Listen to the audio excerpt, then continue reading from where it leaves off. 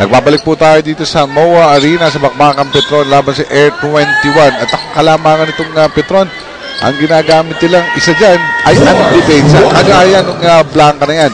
Ni si Junmar Fajardo on sack Graham early in this ball game. At yan po ay hatid sa inyo ng press and break. Fluid for superior breaking action and safety. Siguradong nasa mabuti kang kamay. Ilang mga bagay kung bakit namamang o namaga yung lamang itong Petron base boosters in that third quarter.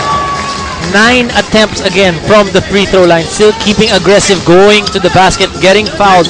Also 9 fast break points para sa Petron in the third quarter alone. Aggressiveness, great defense, and the fluid offense, just like yung pag-finish kanina ng 3-point shot itong si Marshall Lassiter to give Petron back with a 25-point lead, 85-60 as we start the last quarter of play. And we're talking about the scoring of Petron. Tumataas ng tumataas ang kanilang scoring per quarter. 24 in the first, 25 in the second, and 33 in the third. Yun ang nagdiin yung 33 points nung third quarter. Samantala itong mga numero ni Junmar Fajardo, 13 points, 8 rebounds, 3 blocks, at hindi pa namimintes ang batang gilas na ito. 5 out of 5 from the field from Junmar Fajardo. You gotta credit din yung kanilang mga point guard na hahanap si Junmar sa ilalim. Oo, talagang pinagtsatsagaan nila eh. Once kasi na nasa ilalim yung advantage, kitang-kita mo, pagtaas ni Junmar, wala na siyang katapat, not even the import. May ago na naman dito ang Petron, and Arvin Santos will sail this one home. 10 points for Petron, making this game so easy as a one-sided affair for them. It's back to a 27-point lead, highest lead of the game. Turnaround jumper ni Winnie Arboleda Mintes, at nandun pa rin. Mas magilas pa, mas ganado pa itong mga taga-Petron dito. Chris Lutz cannot be stopped in the attack, and the foul, tatlo yung sumalubog sa kanya. At mukhang matatawagan si Pin Manuel dyan. Ang nagiging problema nitong Air 21, while we look at this slam dunk by Arvin Santos. Look at this. Kung mga athletic ability na si Arvin Santos. Yun, kumapit pa sa board pagkatapos. Chinik yung kapit ng sapot niya. At ganun ka-easy yun dahil walang dribble. All alone, yung kanyang dunk na yun, parang binangka lang niya. We're talking about defense of Air 21. One-on-one defense sila. For them to be able to handle yung primary na tao na binabantayan nila. Nalulusutan sila eh. Kaya naman nafa-force mag-hit. And even that time, that last one, tatlo yung dumipensa pero nakalisot pa rin itong si Chris Lutz. Now Chico Lanete at the point para sa kumparan ng Petron. At nahanap itong si Chris Lutz. Movement ang hinahanap ni Lutz. So suluhin na lamang. Uy, nasapal doon ni KG Canileta. Good defense that time. And not really the best of decisions for Chris Lutz at that time for the Petron offense. Naubusan na sila. Pero sa tapikan, makukuha na ito ni Bitoy Umulon. Almost level there. Still down by 27. Nagkakupunan ng Air 21. 9 minutes and 41. May oras pa ito, Dom? Oh, definitely may oras pa itong Air 21. But they gotta start it out on defense because they can't just trade baskets with Petron. At yung intensity mo kailangan lang itaas ng konting level sa scoring. Ito, makakatulong din ito, of course, yung 3-pointer ni Winnie Arboleda to chop the lead to 24. But again, yung depensa kanilang hahanapin that should start anytime now. And you're talking about how do you start the defense. You have to pressure yung taong binabantayan mo and make him make a decision, a quicker decision. KG Canileta with the attack. Yung left-handed layup niya, sinalubong nito si Doug Kramer, who would be called for the foul. Pangalawa na ito for Doug Kramer. Although para sa una ng Petron, yung palamang ang kanilang unang team foul here in the fourth quarter.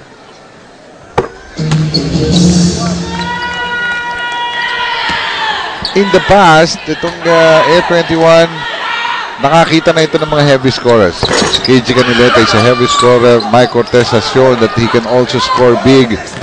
Pero yung kanilang concerted efforts in this game, hindi pa natin nakikita. Well, you haven't seen guys on the same page today for Air 21. Not on offense, not on defense. Chico Lanete may tres, but Big Manuel kagad sumagot ng kanilang fast break with a 2. trying to change the pace itong Air 21, trying to push the basketball to get easier shots. First slots, kicking it out, Arwin Santos. Mintis yung kanyang jumper. Siya pa rin ang kumuha yung subo niya na sapal ni Graham. But again, for the third serving, makukuha pa rin niya. Another offensive rebound for the Petron Blaze Boosters. And yun yung masakit eh. You play defense and then you give up an offensive rebound. Tapos mahirap pa yun. Naka-reverse layup pa itong si Arwin Santos. Well, ito naman ang luxury ng kupunan ng Petron matapos sa lumamang ng mas alos 29 points ay kahit 8 minuto pa lamang, ngayon lamang pa rin sila ng 24. Hindi nila kailangang sagarin eh. They have the luxury now to use some clock sa kanilang pag-execute ng half-court offense pagkat lamang na lamang sila dito. First slots, jumper niya, pumasok. Not really the best of decision making in this quarter for Chris Lutz, but you know, yung luxury, pwede ka nang magkamali na paminsan-minsan eh. Nakaka-10 puntos na ito si Chris Lutz and they're really giving him the space to be able to operate and try to break down his defense. That's Coach G. Tumapik na sa kanyang bench. Matagal pa rin nakapagpahinga itong si Elijah Millsap as we see a 3-pointer. Galing naman dito kay Bitoy Umulon. Ang binabanggit natin si Elijah Millsap, babalik na. Kahit ang kalamangan nila, 23 puntos. At Joseph Yo, first time nating makikita, handa na mag-report for Petron. Well, not taking any chances itong si Coach G. Abanilla, pinababalik ang kanyang import to try to close this game down.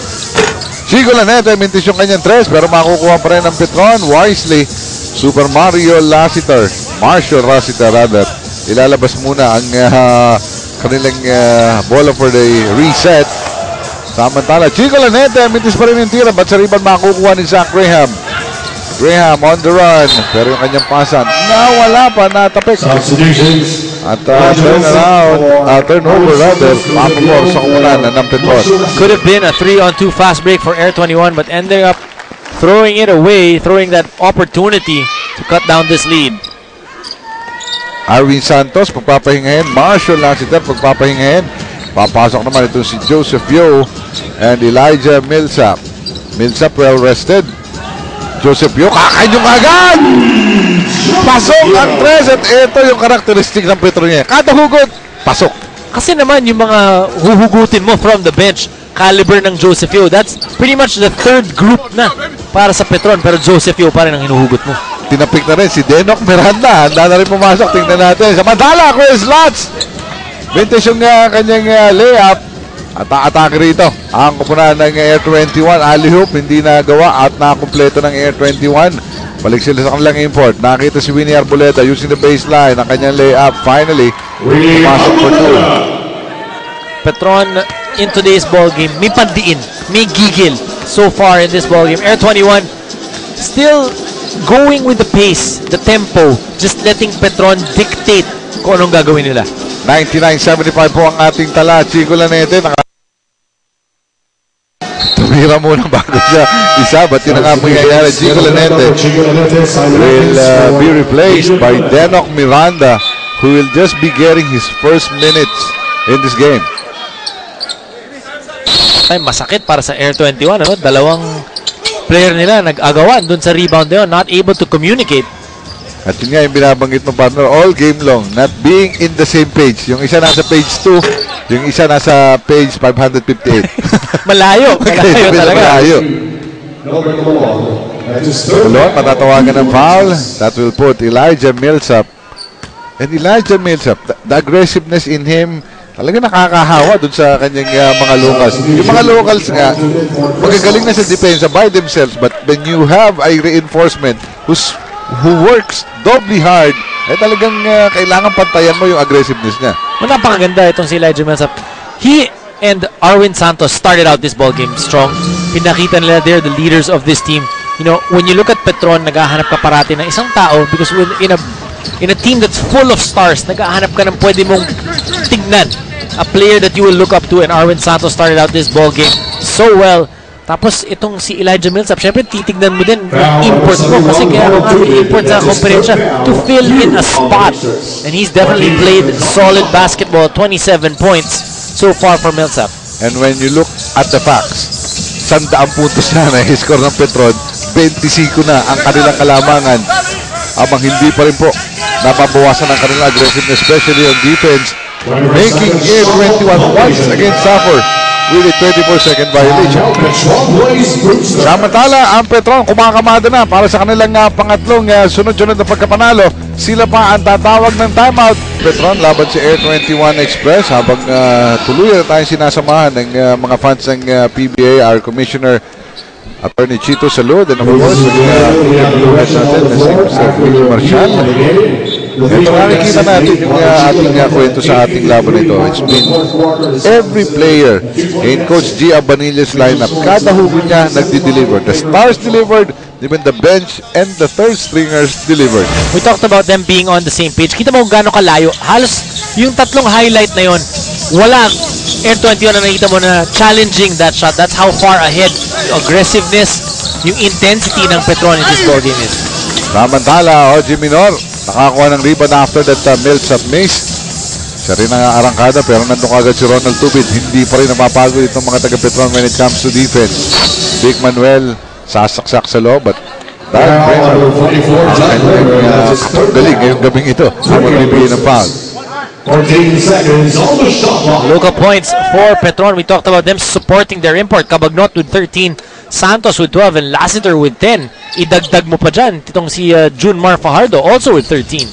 It's nice to have a rundown ng scoring nitong mga taga-Petron. Lahat talaga eh. Kanina nga si Chico Laneta, pag bagong pasok, kumanyo ng 3. Same with Joseph Yo, pagkapasok, 3 din ang ibinigay. So lahat na contribution makukuhanan mo ay naibibigay sa iyo. Kada hugot, pasok. Ang gayon na binabanggit natin kanina. Well, that's a good sign for Petron. You know, they're trying to narrow or shorten that learning curve. Yung adjustment, yung transition of the new coach, of the new players, para matapos na. Para itong chapter 3 ng Petron Novela, sila naman ang bida. May bago pa. May bago pang uhugutin si Coach G. Abanilla. Hindi pa siya tapos. Well, si Junmar, he actually started the game. But Jason Deutschman, another player coming off the bench, sila ang magpapahinga to give the Petron fans an opportunity to applaud itong kanilang import na si Elijah Millsap. Well, Elijah Millsap, solid basketball game. 27 points, 9 out of 18 from the field, 9 out of 12 from the free throw line, being very aggressive, and 12 rebounds. Ito rin ang upside kapag batang-bata yung import mo. A lot of enthusiasm in this reinforcement in Elijah Millsap na talaga namang infectious o nakakahawa po dito sa kanyang kupunan na ito. Yannick Miranda, fake sa labas, sa atake sa loob against Simon Atkins. Mintis yung kanyang tira ng rebound goes to Vic Manuel. 3 minutes and 49 sa ating labanan dito. Kanina sa natin yung score. Bakit kinorek ba yung ating score? Naging 99 para sa kupunan ng Petron. Well, Leonard Ritualo scoring his first 2 points. Ngayon lang ginamit to ni Coach Franz Pumaren. Yung kaninang diniklara nila na 3-point shot ni Chico ay was ruled as a 3-point shot. Pero ngayon, lumampas na uli. 101 na dahil nung undergoal stop naman itong si Joseph Yo. Napapangiti na lamang eh. Ano kaya, bakit napapangiti itong Joseph Yo? Bibihirang magamit dito sa komperensyang ito. Pero 2 out of 2 for Joseph Yo. Hindi, feeling ko kaya siya napapangiti eh. Ayaw niyo na akong depensa, no? Dati siya yung kinukumpulan ng depensa eh. They're completing the 3-point play that time for Petron. 102-77. Ren Ritual. Si Ren, he actually started the game. Pero konting minuto lamang naisukli sa kanya. Yannick Miranda, kapos yung kanyang tira mula sa sulok. Nakukuha ni Joseph Yo. Parang simple na nilalaro ni Joseph Yo. Nandun lang siya. But he's been building kanyang mga puntos. 7 na puntos na. Ganun lang. Hasn't missed in this ball game, Joseph Yo. Pangiti-ngiti nga lang eh. Nandun lang sa kanyang spot. Nakikita siya ng kanyang mga teammates. Ang dali-dali ng puntos sa Air 21. Ang hirap na hirap silang makakuha ng kanilang mga puntos. Si Ronald Tubid na lang ang hinahanap ng mga taga-Petron. Sabi niya, dito naman, medyo pwede na ako masipag na ako sa defense. You know, let's go back dun sa kanilang import na si Elijah Millsap. ang kagandahan ng dinadala ni Elijah, yung hard work, yung enthusiasm, which was evident na kulang dun sa mga locals in the previous conferences. Guys that will sacrifice to be able to get that win, to be able to get to the next level. Well, kung nais mang kalimutan na ito ng Petron, but they had the import last conference in Ronaldo Balkman. Yun yun din yung intensity nitong si Elijah. Nasobrahan lang. Nasobrahan lang yung isa. So they are hoping na ma-maintain ito yung kanyang mabait naman ang composure nitong si Elijah Millsap Namangko ng 106-79. Petron makakakuha pa rin sila. Denok Miranda. Atakin si Simon Atkins. Once again, defense, honest defense was not there. It was good as a gimme para dito kay Denok Miranda. Easy yung mga puntos for Petron. 108-79. Ayan, third straight game for Petron, scoring over 100 points. And what a big victory rito. Even Junmar Fajardo finishing the fast break. At lahat na ng checklist for a night for not playing defense, mako-cross out ni Coach Franz Pumaret. Well, if you look at it, they're giving up too many fast break points. Napakadali yung mga puntos ng Petron Blaze in today's ball game. Very frustrating day for Air 21. May mga araw na ganyan Parang players are not on the same page. Step slow for Air 21. Turnover pa nga rito. Si Ronald Tubid mintis yung kanyang tira. But again, it would be Petron who'll get the second chance. With Denok Miranda getting the tap from Jason Deutschmann. Junmar Fajardo. Atake sa loob. He will not be denied. And still, spotless. 7 out of 7 for Junmar Fajardo. And that time, all confidence in Junmar Fajardo. Sealing very well. At even with the double team coming, isang fake lang. Nandun na. Alam mo, mawawala na yung bola or ipapasa niya na palabas, but still able to keep his composure and make that basket. 112-79 ang ating tala rito. At ang kupunan ng least their third consecutive victory in this Governor's Cup action with only a minute to go in the game. Minor makakakuha ng wayward pass. One-hander Mintes, sa kanya pa rin. Ayaw pa rin ibigay sa kupunan ng Air 21. Both ng mga pagkakataong sila ang gumawa and the defense of Petron. Relentless yung depensa ng Petron Blaze Boosters, and that's why they're number 2 in the league in terms of defense. And could be after this ball game, baka umangat na sila. Oo, sapagkat 81 puntos pa lamang ang naitatala nitong kupunan ng Air 21 Express. Bitoy Mulon. Pasok yung kanyang tres. Earlier he had 1, a total of 10 for Bitoy Mulon. As Petron will have an easy victory over Air 21. At sa ganito kaiksi na komperensya, Dom, what's going through your mind when you are Air 21? Well, if you're Air 21, you want to be able to bounce back right away. You will end up at 1-3 after this ball game. May chance ka pa. All hope is not lost for Air 21. There are a number of games, but you need to find it. Kailangan mo hanapin sa sarili mo yung intensity because wala namang ibang makakabigay niyan You know, you need to be able to motivate yourselves coming off a big loss. Petron is a strong team. You want to forget about this basketball game, move on to your next assignment, and try to win that ball game. But they have to recover fast, sapagkat maiksi po itong ating komperensya na ito. Finally, natuluyan na po ang pagkapanalo ng kupunan ng Petron Blaze Boosters 112-86. Sa aming pagbabalik, ang ating pungimayin ang katatapos lamang na labanan dito sa Mau Arena. Kapanalo ng Petron Blaze Boosters over Air 21 Express. The first quarter it was a close ball game, but then on or thereafter it was all Petron Blaze Boosters. At siyempre, ang kupunan ng Petron Blaze Boosters had this victory at it was a very easy task for us to actually choose our best player of the ball game. And together with us is Elijah Millsap. Elijah, you had 27 points, 12 assists, 12 rebounds, 2 assists, and a steal. This is a big victory for you. You're the hottest team in the league right now with 3 straight victories. But I know this victory is bigger than your numbers. Yes, most definitely. You know, we want to start this week off. We know it's a big week for us. We got 3 games, and we wanted to start this week off strong. And we came out here a little flat in the beginning of the first half, but we picked it up in the third quarter. Well, especially in the third quarter, Elijah, that was really the intensity that everybody wanted to see. Is this something that you guys put before the offense? It's really starting out on defense. Yeah, we really don't. We know we can score the ball. We got a lot of players that can go find their own shots. So the first thing we wanted to establish is our defense in every game. Make sure that we stay consistent in the defensive end, and we'll be all right. Well, this will be a chance for you to, Elijah, to call on the fans of Petron Blaze Booster. I'm sure they're very happy with the victory, but still, you have a few games left for the elimination. It's your time to call on them. Yeah, we don't have enough time to celebrate this one, so we got tonight and tomorrow we scout for the next game on San Miguel, so we got to be ready for that game. Well, congratulations once again, Elijah, and the rest of the Petron Blaze Boosters. Yan po ang ating unang tampok. First game pa lamang po yan.